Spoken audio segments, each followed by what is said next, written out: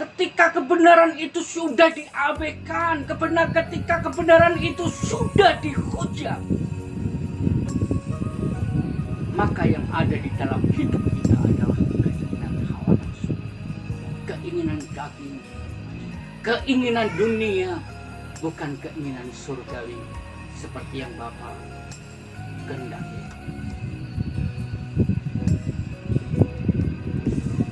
Bapak Ibu yang terkasih di dalam nama Tuhan,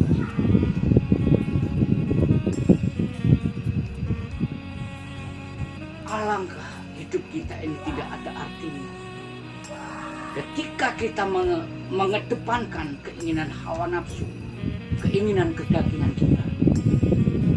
Padahal di dalam Amsal 12 ayat yang ke-28, Amsal 12, mari kita akan baca lagi, kita balik lagi ke Amsal. Bapak Ibu yang terkasih di dalam nama Tuhan, kita balik ke Amsal ini, tapi Amsal yang ke-12, maju sedikit, Amsal ke-12. Di sini Alkitab katakan di dalam Amsal pasal yang ke-12 ayat yang ke-28, di jalan kebenaran terdapat hidup, tetapi jalan kemurtatan menuju maut. Sungguh tidak. Di dalam Amsal pasal yang ke-12 ayat yang ke-28 ini jelas dikatakan di jalan kebenaran terdapat hidup. Artinya ketika kita menghujat kebenaran, kita tidak percaya dengan kebenaran, kita tidak hidup.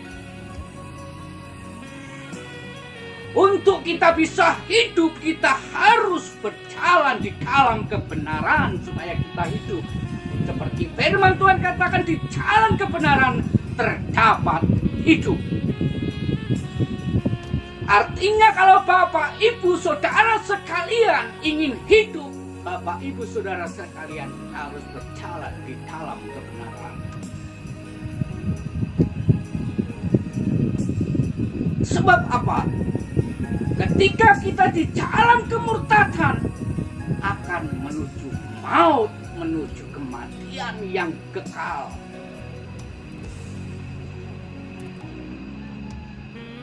Sekarang pilihan ada di dalam Bapak Ibu Saudara sekalian, di dalam saya, di dalam pribadi saya, di dalam pribadi Bapak Ibu Saudara sekalian. Bapak Ibu ingin memilih jalan yang di dalam kebenaran atau ingin memilih jalan yang ke dalam kemurtadan? Kalau hidup di dalam kemurtadan, sukacita duniawi akan kita dapatkan. Tetapi ingat, sukacita duniawi itu tidak akan lama. Nek wong Jawa ngatakan, urip kuwi mung mampir ngombe. Sakedhepe netra. Tidak lama. Paling usia kita di zaman sekarang ini 60 tahun. Kalau kuat 70 tahun. Tetapi ketika kita hidup kekal nanti di dalam surga, kita akan hidup beribu-ribu tahun. Sampai sangkakala dibunyikan. Dan semua orang yang hidup di dalam dunia ini akan mati. Dan orang yang mati di dalam Tuhan akan dibangkitkan kembali. Kita akan sama-sama di dalam kerajaan surga memuji memuliakan nama Tuhan. Tidak ada kesusahan, tidak ada air mata, tidak ada keluh kesah. Yang ada hanya sukacita dan sukacita. Bapak Ibu yang terkasih di dalam nama Tuhan, ketika kita harus memilih jalan kebenaran, kita harus rela menyalibkan tubuh.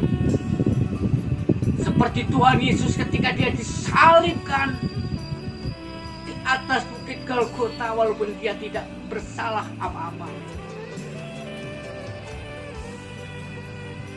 Dia harus pikul salib. Dia harus panggul salib.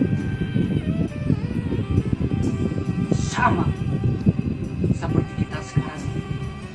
Kita harus pikul salib. Kita harus panggul salib Yesus.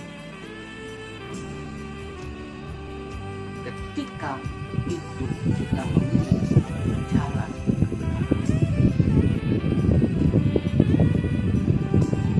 Bapak Ibu yang terkasih di dalam nama Tuhan,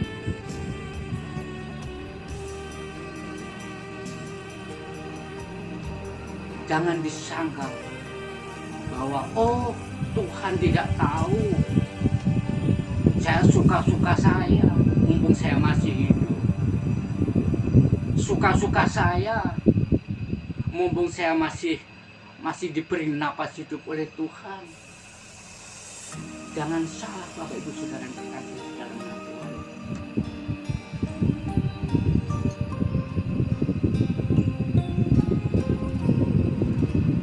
Setiap apa yang kita buat, Tuhan tahu. Setiap apa yang kita lakukan, Tuhan tahu. Dan Roh Tuhan itu senantiasa mengintai hidup kita, mengawasi hidup kita.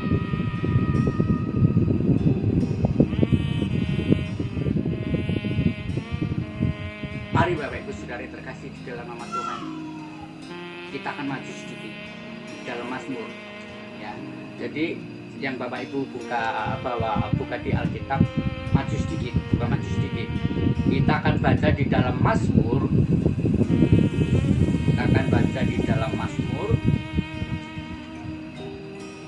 Pasalnya yang ke-1, ayatnya yang ke-6. Mazmur pasal yang ke-1, ayat yang ke-6. Bapak Ibu boleh baca di rumah. Saya akan bacakan dari sini. Demikian bunyi firman Tuhan yang terdapat di dalam Mazmur pasal yang ke-1, ayatnya yang ke-6. Sebab Tuhan mengenal jalan orang benar, tetapi jalan orang fasik menuju kebinasaan. Luar biasa. Memang Tuhan mengenal jalan-jalan orang benar. Dan jalan orang fasik itu akan menuju di dalam kebinasaan. Bapak Ibu yang terkasih di dalam Tuhan,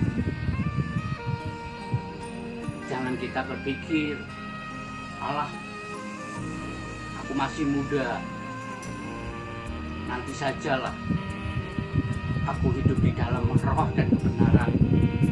Aku berjalan di dalam Tuhan, di dalam kebenaran. Atau masih ada untuk bertobat lagi.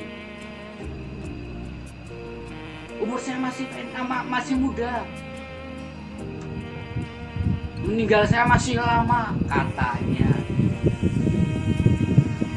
Sebab orang meninggal tidak mengenal usia. Baik itu tua, baik itu muda, anak-anak. Kalau Tuhan sudah mengendaki, selesai.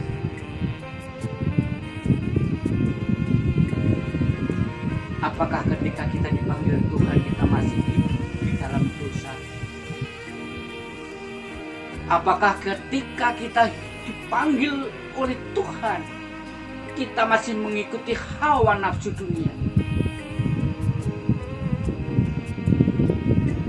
Jawabannya tidak. Mulai hari ini, mulai detik ini, saya ajak Bapak Ibu Saudara dikasih di dalam nama Tuhan, bersama-sama mengikuti jalan yang benar, supaya kita hidup